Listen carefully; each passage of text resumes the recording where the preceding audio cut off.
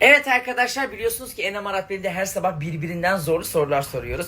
Çünkü sonunda altın bilezik veriyoruz. Evet, programımıza katkılarından dolayı GL8K'ya çok çok teşekkür ediyoruz. Çok güzel bir altın bilezik her sabah bizlere hediye ediyor. Siz de gönlünüze göre istediğiniz gibi takıları, bilezikleri seçebilirsiniz. Haydi buyurun.